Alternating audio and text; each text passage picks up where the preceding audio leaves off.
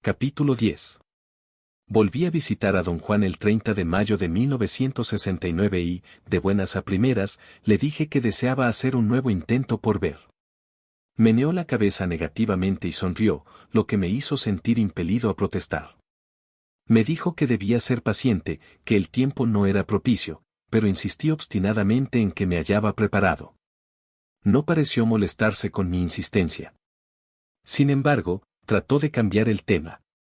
No cedí, y le pedí consejo acerca de cómo superar mi impaciencia. Debes actuar como guerrero, dijo. ¿Cómo? Uno aprende a actuar como guerrero actuando, no hablando. Dijo usted que un guerrero piensa en su muerte. Yo hago eso todo el tiempo, por lo visto no es suficiente. Pareció tener un estallido de impaciencia e hizo con los labios un sonido chasqueante. Le dije que no era mi intención hacerlo enojar, y que si no me necesitaba allí en su casa, estaba dispuesto a regresar a Los Ángeles. Don Juan me dio palmaditas en la espalda y dijo que jamás se enojaba conmigo, sencillamente, había supuesto que yo sabía lo que significaba ser un guerrero. ¿Qué puedo hacer para vivir como un guerrero?, pregunté. Se quitó el sombrero y se rascó las sienes. Me miró con fijeza y sonrió. ¿Te gusta que todo te lo deletreen, verdad? Mi mente trabaja en esa forma. No hay necesidad de ser así. No sé cómo cambiar. Por eso le pido que me diga exactamente qué hacer para vivir como guerrero. Si lo supiera, podría hallar un modo de adaptarme a ello. Debe de haber pensado que mis frases eran humorísticas. Me palmeó la espalda mientras reía. Tuve la impresión de que en cualquier momento me pediría marcharme, de modo que rápidamente tomé asiento en mi petate, frente a él, y empecé a hacerle más preguntas. Quise saber por qué tenía que esperar. Me explicó que si trataba de ver a lo loco, antes de sanar las heridas que recibí luchando contra el guardián, lo más probable era que volviese a encontrarme con el guardián aunque no anduviera buscándolo. Don Juan me aseguró que nadie en esa posición podría sobrevivir tal encuentro. Debes olvidar por completo al guardián antes de embarcarte nuevamente en la empresa de ver, dijo. ¿Cómo es posible olvidar al guardián? Un guerrero tiene que usar su voluntad y su paciencia para olvidar. De hecho, un guerrero no tiene más que su voluntad y su paciencia, y con ellas construye todo lo que quiere. Pero yo no soy un guerrero. Has empezado a aprender las brujerías. Ya no te queda más tiempo para retiradas ni para lamentos. Solo tienes tiempo para vivir como un guerrero y trabajar por la paciencia y la voluntad, quieras o no quieras. ¿Cómo trabaja un guerrero por ellas? Don Juan meditó largo rato antes de responder. Creo que no hay manera de hablar de eso, dijo por fin. Y menos de la voluntad. La voluntad es algo muy especial. Ocurre misteriosamente. No hay en realidad manera de decir cómo la usa uno, excepto que los resultados de usar la voluntad son asombrosos. ¿Acaso lo primero que se debe hacer es saber que uno puede desarrollar la voluntad? Un guerrero lo sabe y se pone a esperar. Tu error es no saber que estás esperando a tu voluntad. Mi benefactor decía que un guerrero sabe que espera y sabe lo que espera. En tu caso, tú sabes que esperas. Llevas años aquí conmigo, pero no sabes que estás esperando. Es muy difícil, si no imposible, que el hombre común y corriente sepa lo que está esperando. Pero un guerrero no tiene problemas, sabe que está esperando a su voluntad. ¿Qué es exactamente la voluntad? ¿Es determinación, como la determinación de su nieto Lucio de tener una motocicleta? No, dijo don Juan suavemente, y soltó una risita. Eso no es voluntad. Lucio nada más entrega. La voluntad es otra cosa, algo muy claro y poderoso que dirige nuestros actos.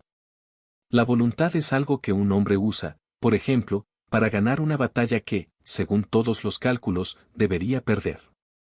Entonces la voluntad debe ser lo que llamamos valor, dije. No. El valor es otra cosa. Los hombres valientes son hombres dignos de confianza, hombres nobles perennemente rodeados de gente que se congrega en torno suyo y los admira, pero muy pocos hombres valientes tienen voluntad.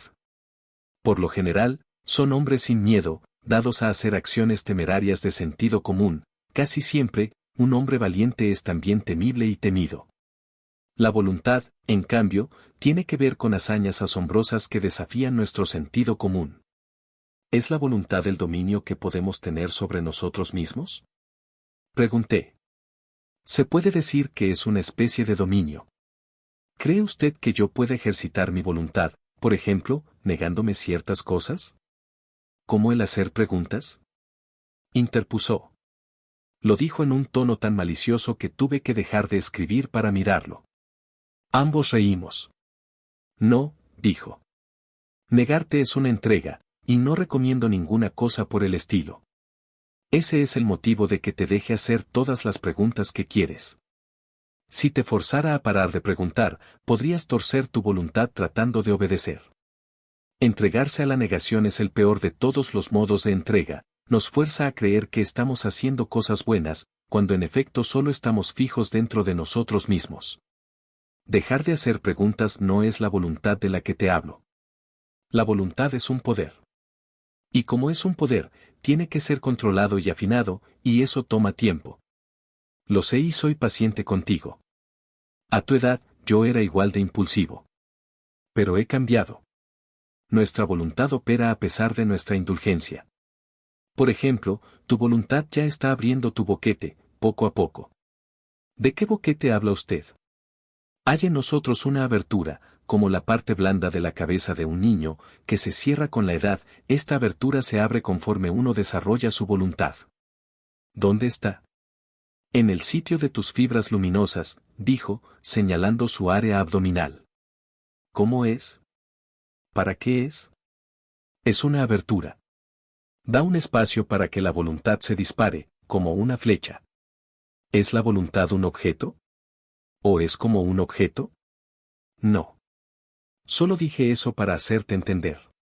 Lo que un brujo llama voluntad es un poder dentro de nosotros. No es un pensamiento, ni un objeto, ni un deseo. Dejar de preguntar no es voluntad porque requiere pensamiento y deseo. La voluntad es lo que puede darte el triunfo cuando tus pensamientos te dicen que estás derrotado. La voluntad es lo que te hace invulnerable. La voluntad es lo que manda a un brujo a través de una pared, a través del espacio, a la luna, si él lo quiere. No había nada más que yo deseara preguntar. Estaba cansado y algo tenso. Temía que don Juan fuera a pedirme que me marchara, y eso me molestaba. Vamos a los cerros, dijo abruptamente, y se puso de pie. En el camino, empezó nuevamente a hablar de la voluntad, y río de mi desaliento por no poder tomar notas. Describió la voluntad como una fuerza que era la verdadera liga entre los hombres y el mundo. Tuvo buen cuidado de establecer que el mundo era lo que percibimos, en cualquier manera que podemos elegir percibirlo. Don Juan sostenía que percibir el mundo involucra un proceso de aprender lo que se presenta ante nosotros. Esta percepción particular se lleva a cabo con nuestros sentidos y nuestra voluntad. Le pregunté si la voluntad era un sexto sentido. Dijo que más bien era una relación entre nosotros mismos y el mundo percibido. Sugerí que nos detuviéramos para que yo pudiese tomar notas. Él rió y siguió caminando. No me hizo marcharme aquella noche, y al día siguiente, después del desayuno, él mismo trajo a colación el tema de la voluntad. Lo que tú llamas voluntad es carácter y disposición fuerte, dijo. Lo que un brujo llama voluntad es una fuerza que viene de dentro y se prende al mundo de fuera. Sea por la barriga, por aquí, donde están las fibras luminosas, se frotó el ombligo para señalar la zona. Digo que sale por aquí porque uno lo siente salir. ¿Por qué lo llama usted voluntad? Yo no lo llamo nada. Mi benefactor lo llamaba voluntad, y otros hombres de conocimiento lo llaman voluntad. Ayer dijo usted que uno puede percibir el mundo con los sentidos así como con la voluntad. ¿Cómo puede ser posible eso? Un hombre común nada más agarra las cosas del mundo con las manos, o los ojos, o los oídos, pero un brujo también las agarra con la nariz, o la lengua, o la voluntad, sobre todo con la voluntad. No puedo describir realmente cómo se hace, pero tú mismo, por ejemplo, no puedes describirme cómo oyes. Lo que sucede es que yo también puedo oír, de modo que podemos hablar de lo que oímos, pero no de cómo oímos. Un brujo usa su voluntad para percibir el mundo. Pero no es como percibirlo con el oído. Cuando miramos el mundo o cuando lo oímos, tenemos la impresión de que está allí y de que es real. Cuando percibimos el mundo con la voluntad, sabemos que no está tan allí ni es tan real como pensamos. ¿Es la voluntad lo mismo que ver? No. La voluntad es una fuerza, un poder. Ver no es una fuerza, sino más bien un modo de atravesar cosas. Un brujo puede tener una voluntad muy fuerte y sin embargo quizá no vea. Eso significa que solo un hombre de conocimiento percibe el mundo con sus sentimientos y con su voluntad y también con su ver. Le dije que me hallaba más confuso que nunca con respecto a la forma de usar mi voluntad para olvidar al guardián. Esa afirmación y mi perplejidad de ánimo parecieron deleitarlo. Ya te he dicho que cuando hablas nada más te confundes, dijo, y rió. Pero por lo menos ahora sabes que estás esperando a tu voluntad. Todavía no sabes qué es ni cómo podría ocurrirte. Así que vigila con cuidado todo lo que hagas. La cosa misma que podría ayudarte a desarrollar tu voluntad está entre todas las cositas que haces.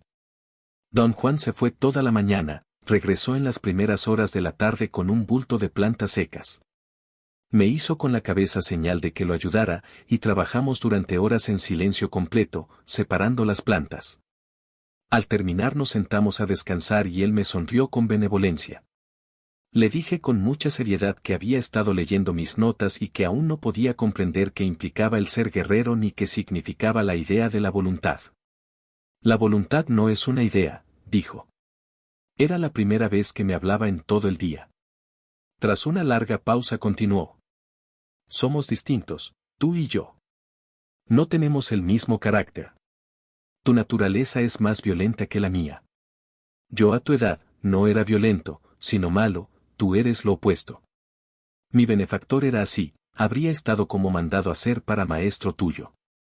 Era un gran brujo, pero no veía, no del modo como yo veo o como Genaro ve. Yo entiendo el mundo y vivo según lo que veo. Mi benefactor, en cambio, tenía que vivir como guerrero. Un hombre que ve no necesita vivir como guerrero ni como ninguna otra cosa, porque puede ver las cosas como son y dirigir su vida de acuerdo con eso. Pero, teniendo en cuenta tu carácter, yo diría que tal vez nunca aprendas a ver, y en ese caso tendrás que vivir como guerrero toda tu vida. Mi benefactor decía que, cuando un hombre se embarca en los caminos de la brujería, poco a poco se va dando cuenta de que la vida ordinaria ha quedado atrás para siempre, de que el conocimiento es en verdad algo que da miedo, de que los medios del mundo ordinario ya no les sirven de sostén, y de que si desea sobrevivir debe adoptar una nueva forma de vida. Lo primero que debe hacer, en ese punto, es querer llegar a ser un guerrero, un paso y una decisión muy importantes. La aterradora naturaleza del conocimiento no le permite a uno otra alternativa que la de llegar a ser un guerrero. Ya cuando el conocimiento se convierte en algo que da miedo, el hombre también se da cuenta de que la muerte es la compañera inseparable que se sienta a su lado en el petate. Cada trocito de conocimiento que se vuelve poder tiene a la muerte como fuerza central. La muerte da el último toque, y lo que la muerte toca se vuelve en verdad poder. Un hombre que sigue los caminos de la brujería se enfrenta en cada recodo con la aniquilación inminente, y sin poder evitarlo se vuelve terriblemente consciente de su muerte. Sin la conciencia de la muerte no sería más que un hombre común envuelto en actos comunes. Carecería de la potencia necesaria, de la concentración necesaria que transforman en poder mágico nuestro tiempo ordinario sobre la tierra. De ese modo, para ser un guerrero un hombre debe estar, antes que nada y con justa razón, terriblemente consciente de su propia muerte. Pero preocuparse por la muerte forzaría a cualquiera de nosotros a enfocar su propia persona, y eso es debilitante. De modo que lo otro que uno necesita para ser guerrero es el desapego. La idea de la muerte inminente, en vez de convertirse en obsesión, se convierte en indiferencia. Don Juan dejó de hablar y me miró.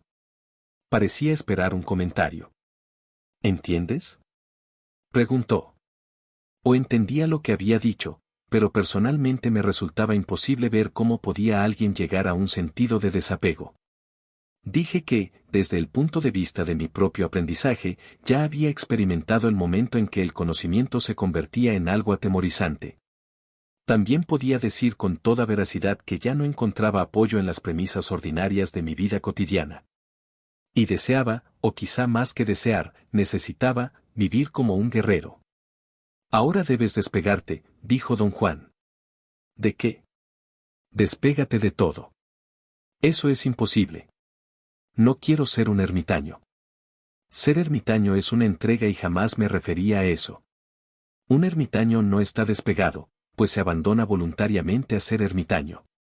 Solo la idea de la muerte da al hombre el desapego suficiente para que sea incapaz de abandonarse a nada. Solo la idea de la muerte da al hombre el desapego suficiente para que no pueda negarse nada. Pero un hombre de tal suerte no ansía, porque ha adquirido una lujuria callada por la vida y por todas las cosas de la vida.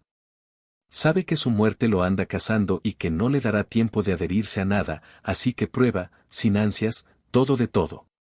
Un hombre despegado, sabiendo que no tiene posibilidad de poner vallas a su muerte, solo tiene una cosa que lo respalde, el poder de sus decisiones. Tiene que ser, por así decirlo, el amo de su elección. Debe comprender por completo que su preferencia es su responsabilidad, y una vez que hace su selección no queda tiempo para lamentos ni recriminaciones. Sus decisiones son definitivas, simplemente porque su muerte no le da tiempo de adherirse a nada. Y así, con la conciencia de su muerte, con desapego y con el poder de sus decisiones, un guerrero arma su vida en forma estratégica. El conocimiento de su muerte lo guía y le da desapego y lujuria callada, el poder de sus decisiones definitivas le permite escoger sin lamentar, y lo que escoge es siempre estratégicamente lo mejor. Así cumple con gusto y con eficiencia lujuriosa, todo cuanto tiene que hacer. Cuando un hombre se porta de esa manera puede decirse con justicia que es un guerrero y que ha adquirido paciencia. Don Juan me preguntó si tenía algo que decir, y señalé que cumplir la tarea que había descrito llevaría toda una vida. Me contestó que yo protestaba demasiado en su presencia, y que él sabía que en mi vida cotidiana me portaba, o al menos trataba de portarme, en términos de guerrero. Tienes garras bastante buenas, dijo riendo. Enséñamelas de vez en cuando. Es buena práctica. Hice un ademán prensil, gruñendo, y él rió. Después se aclaró la garganta y siguió hablando. Cuando un guerrero ha adquirido paciencia, está en camino hacia la voluntad. Sabe cómo esperar. Su muerte se sienta junto a él en su petate, son amigos. Su muerte le aconseja, en formas misteriosas, cómo escoger, cómo vivir estratégicamente. Y el guerrero espera.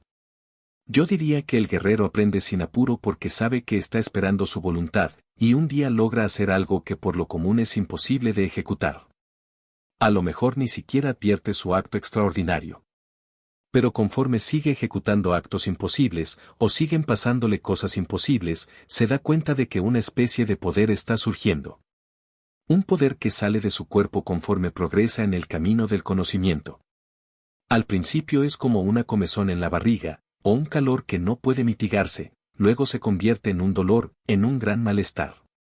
A veces el dolor y el malestar son tan grandes que el guerrero tiene convulsiones durante meses, mientras más duras sean, mejor para él. Un magnífico poder es siempre anunciado por grandes dolores. Cuando las convulsiones cesan, el guerrero advierte que tiene sensaciones extrañas con respecto a las cosas.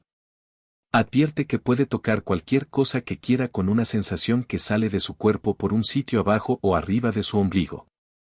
Esa sensación es la voluntad, y cuando el guerrero es capaz de agarrar con ella, puede decirse con justicia que es un brujo y que ha adquirido voluntad.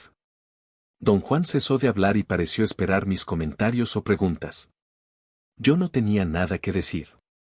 Me preocupaba hondamente la idea de que un brujo debía experimentar dolor y convulsiones, pero me apenaba el preguntarle si también yo tendría que atravesar eso. Finalmente, tras un largo silencio, se lo pregunté, y él soltó una risita, como si hubiera estado esperándolo. Dijo que el dolor no era absolutamente necesario, él, por ejemplo, jamás lo tuvo, y la voluntad simplemente le aconteció. Un día andaba yo en las montañas, dijo, y me encontré con una leona, era grande y tenía hambre. Eché a correr y corrió tras de mí. Me trepé a una peña y ella se paró a unos metros, lista para saltar. Le tiré piedras. Gruñó y empezó a embestirme. Entonces fue cuando mi voluntad acabó de salir, y con ella la detuve antes de que me brincara encima. La acaricié con mi voluntad. ¿Cómo lo oyes? Le restregué las tetas. La leona me miró con ojos dormidos y se echó, y yo corrí como la chingada antes de que se repusiera. Don Juan hizo un gesto muy cómico para representar a un hombre en carrera frenética, agarrándose el sombrero. Le dije que odiaba pensar que, de querer voluntad, no tenía más alternativas que leonas de montaña o convulsiones. Mi benefactor era un brujo de grandes poderes, prosiguió. Era un guerrero hecho y derecho. Su voluntad era en verdad su hazaña suprema. Pero un hombre puede ir todavía más allá, puede aprender a ver. Al aprender a ver, ya no necesita vivir como guerrero, ni ser brujo.